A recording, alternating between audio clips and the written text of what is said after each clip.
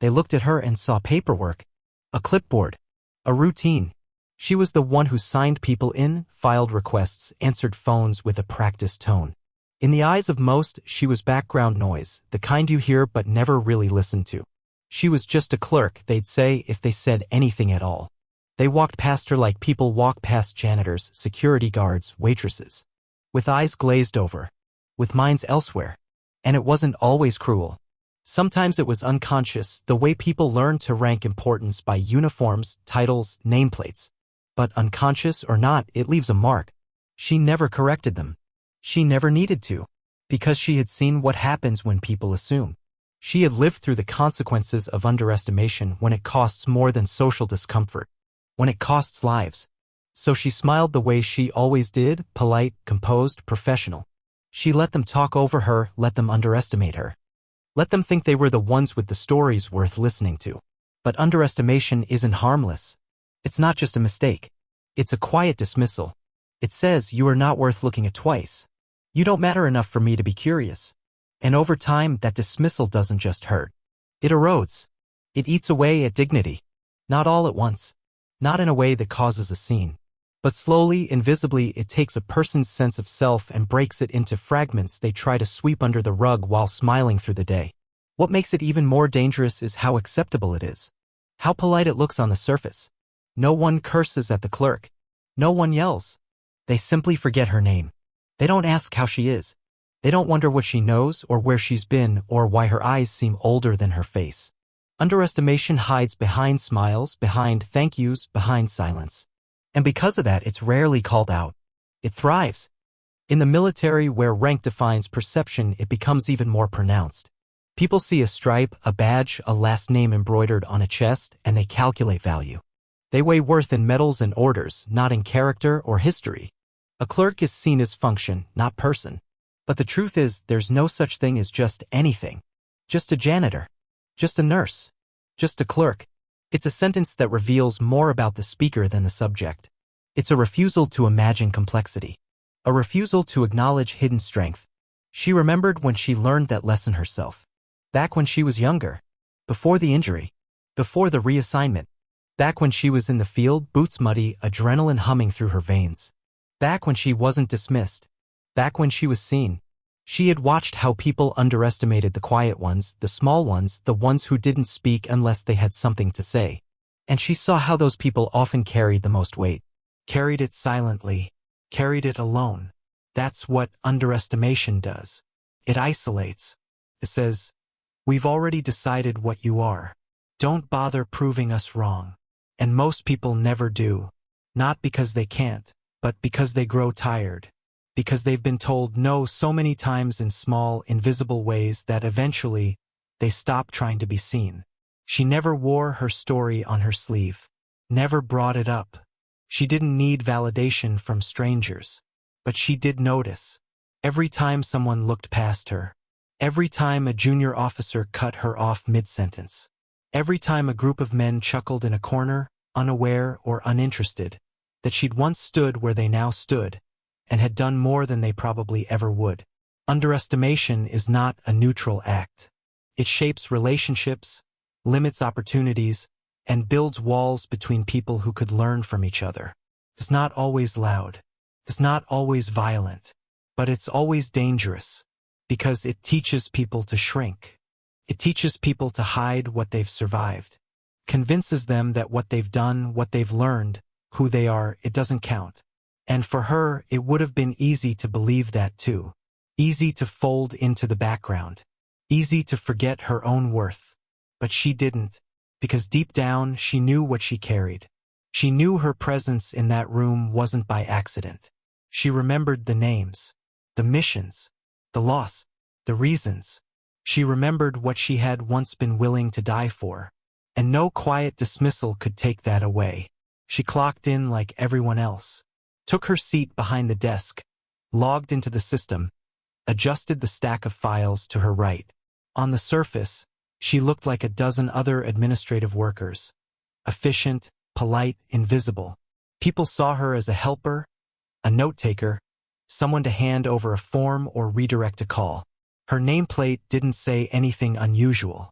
Her badge gave no indication of rank or history. That's the thing about appearances.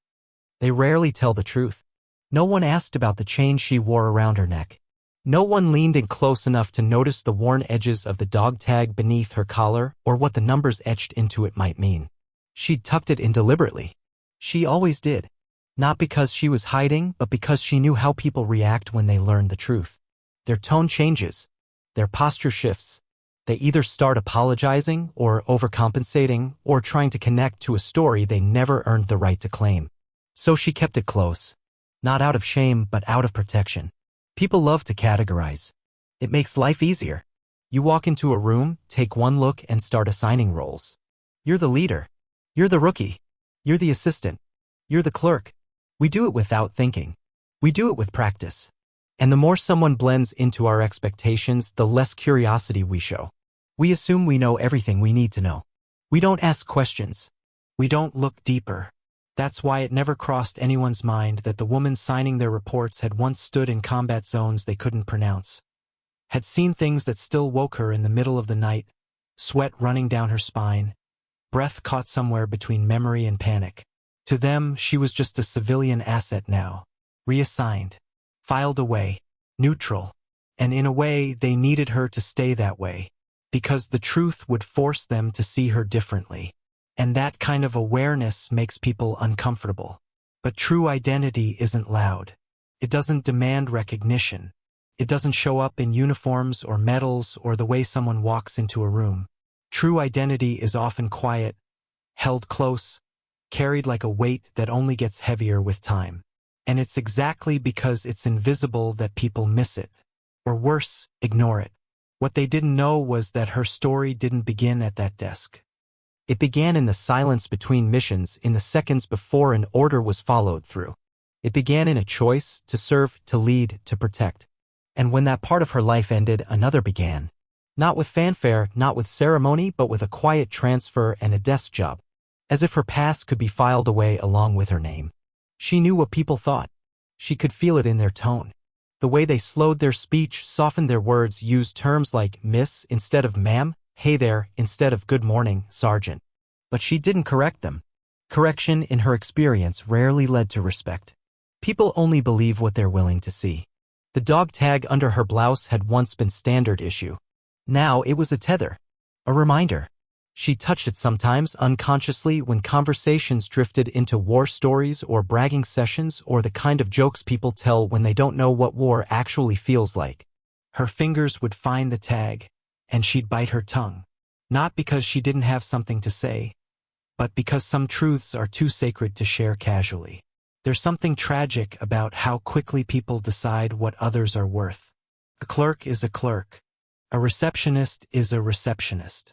A woman behind a desk couldn't possibly have stories that deserve reverence. But the truth is, identity isn't linear. It's layered. And sometimes the most extraordinary people are hidden in plain sight. She watched them talk, laugh, assume. She watched them pass over her as if she were furniture. And she let them, because what she carried didn't require their validation. She had earned it in another life, in another place, surrounded by a silence far more dangerous than this one. Still, it was there just beneath the surface.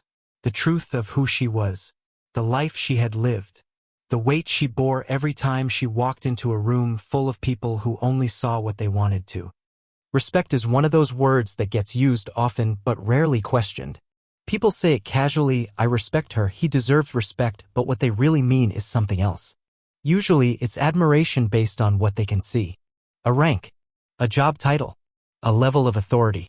That's how most people learn to distribute respect based on external markers. It's taught early, sometimes unconsciously. Salute the stars, follow the stripes, say sir and ma'am to those who outrank you. And over time, it becomes habit. People stop asking who someone is and instead ask what they are.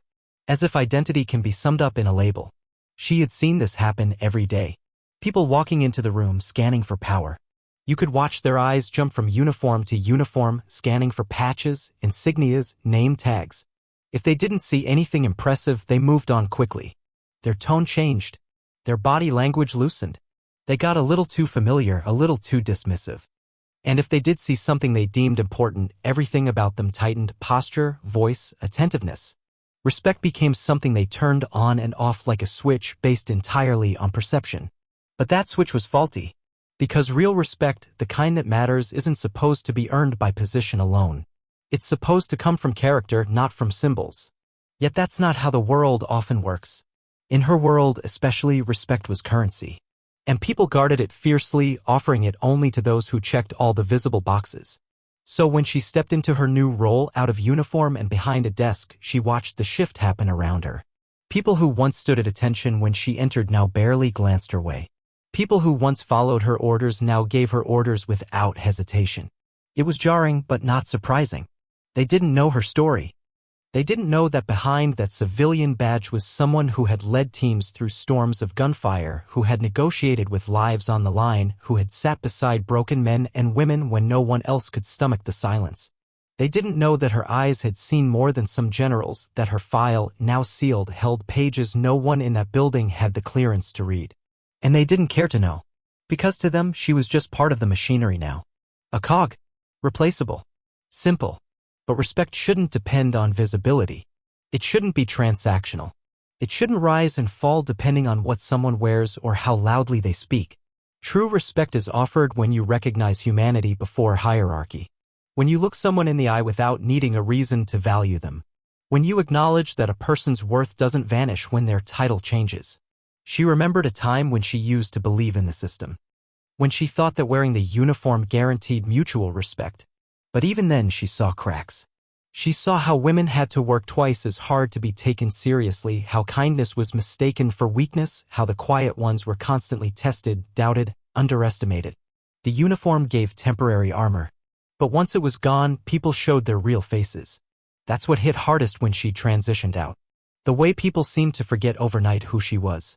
The way former colleagues spoke over her now. The way new faces assumed she had always been where she was. They didn't ask questions. They didn't wonder. They just placed her in a box labeled support staff and moved on.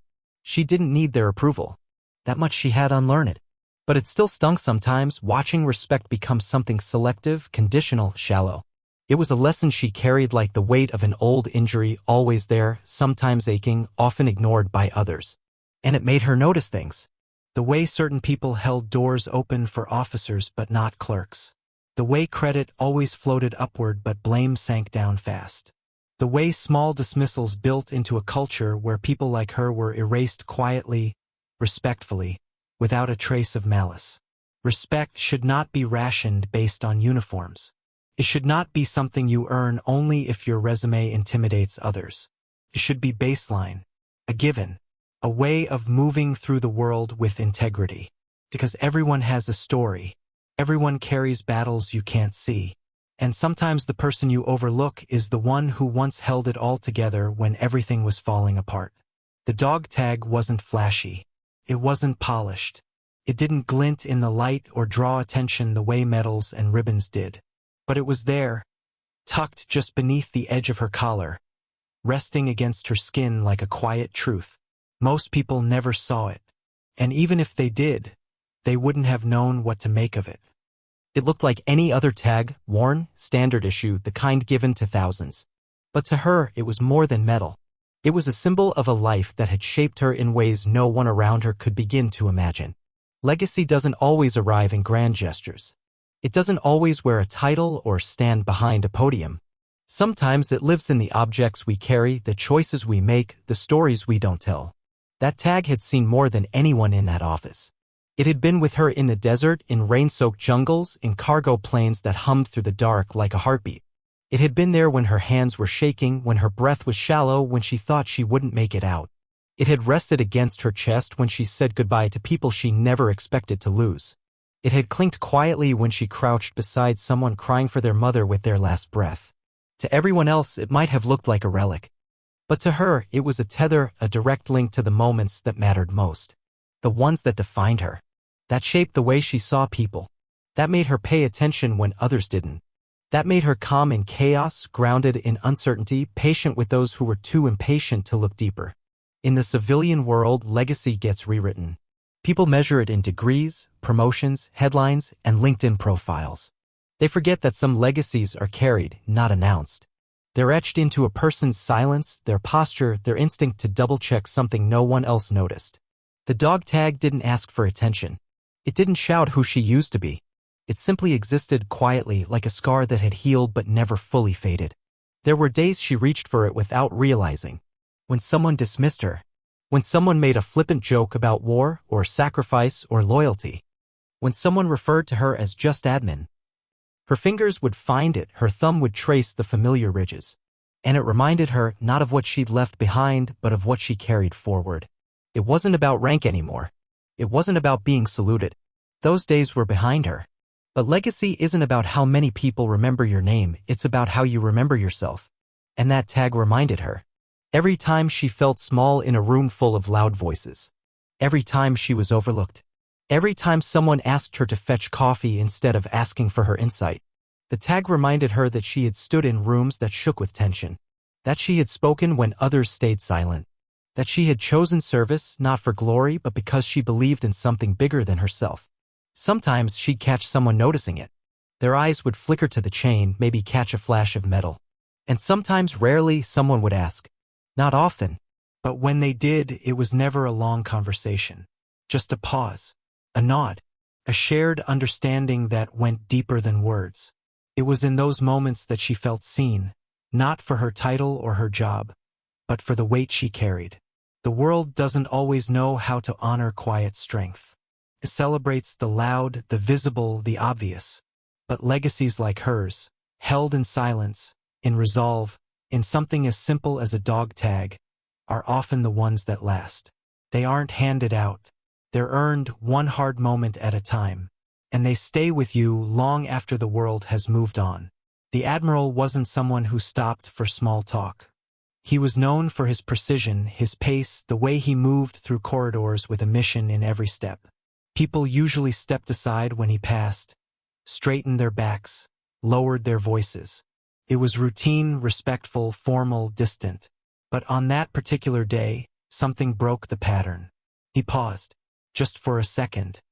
Not because of a report or an urgent call. Not because of protocol. He stopped because he saw something. Something he hadn't expected. His eyes landed not on the uniform, not on the badge, but on a single glint of metal, a dog tag, half hidden, half exposed beneath the collar of a civilian clerk. And in that moment, something changed in the air. The usual chatter in the hallway faded.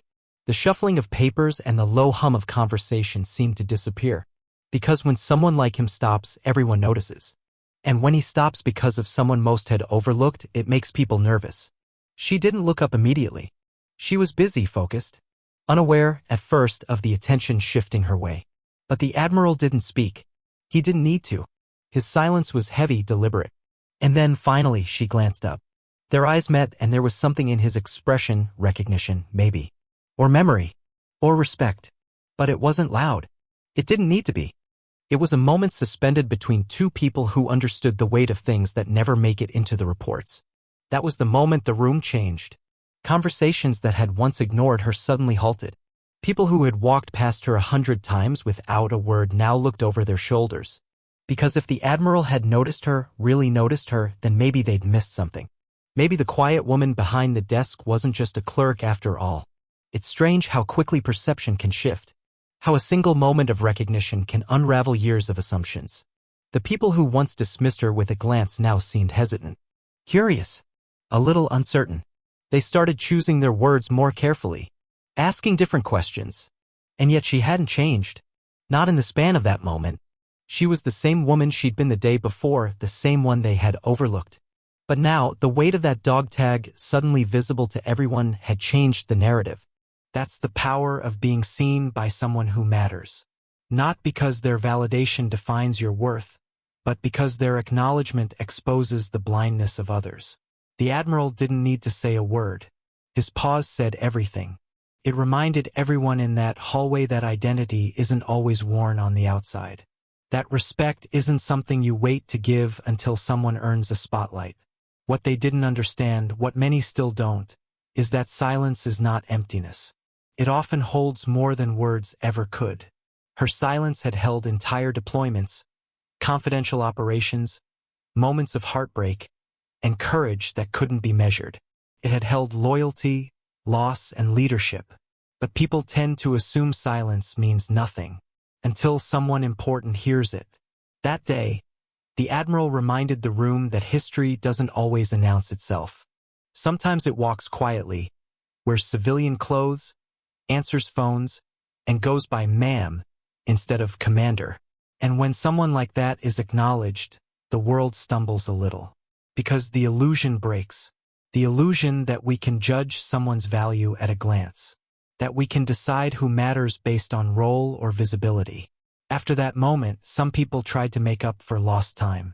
They offered smiles that were a little too eager, conversations that tried too hard. But she wasn't interested in performance. She'd seen too much of it before. She knew the difference between genuine respect and guilt in disguise. So she kept doing what she always did. Showing up, doing the work, holding her ground without needing applause. The silence that followed the Admiral's pause didn't last forever. Eventually, the hallway returned to its normal rhythm. Phones rang. Footsteps echoed. Papers shuffled. But something had shifted. Not in her, but around her. A subtle change in the way people looked at her, as if they were trying to recalibrate what they thought they knew. As if they were finally asking themselves what else they might have missed. She sat at the edge of the briefing room, fingers moving silently over a clipboard, checking names, organizing files, making sure every document was where it needed to be. People filed in around her, not noticing. They spoke over her, dropped papers on her desk without eye contact, made casual jokes as if she were part of the furniture. No one asked her opinion. No one paused to wonder how she got there. To them, she was the clerk, the assistant, the one who kept things moving in the background while the real work happened elsewhere. What they didn't realize, what they never even thought to consider, was that she had been in briefing rooms like this before. Except in those rooms, she wasn't on the sidelines. She had stood at the head of the table. She had led discussions that shaped missions, offered insight based on field experience, made calls that had real consequences.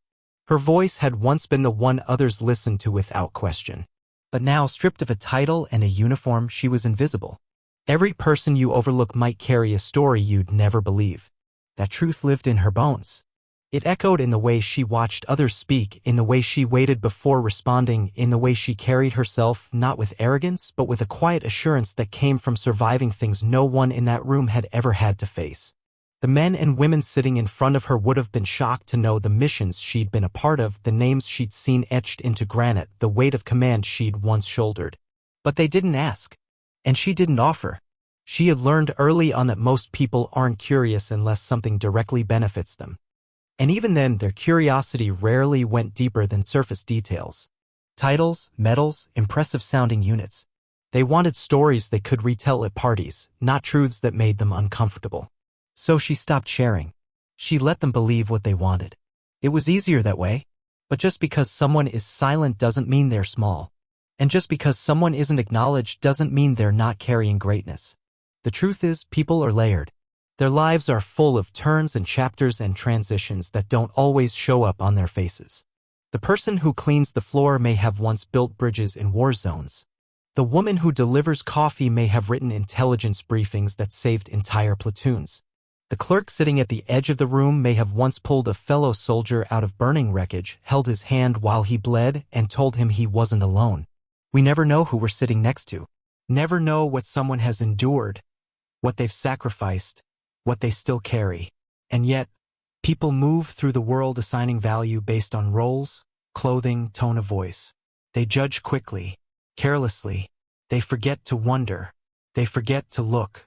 And in doing so, they lose the opportunity to really see people for who they are, not who they appear to be. She wasn't bitter about it. That wasn't her nature. But she noticed every quiet dismissal, every assumption, every conversation she wasn't invited into, even though she could have contributed more than most in the room. She noticed how people praised newcomers with polished resumes and overlooked those who had lived the lessons others only read about. She noticed how legacy meant nothing if it didn't come with a spotlight. But her story didn't need an audience. It wasn't written for applause. It was written in grit and sacrifice, in long deployments and lost friends, in moments when leadership meant choosing between two impossible decisions. It was written in acts of service that would never make it into press releases. And she carried that story with grace even when no one asked to hear it. Sometimes she'd watch them talk, young officers with big plans and louder voices. She'd listen, nod politely, and let them continue. Not because she didn't have something to add, but because she had already learned the most important truth of all: your worth isn't measured by who notices you. It's measured by what you carry when no one is looking. And she carried enough to fill 10 lifetimes.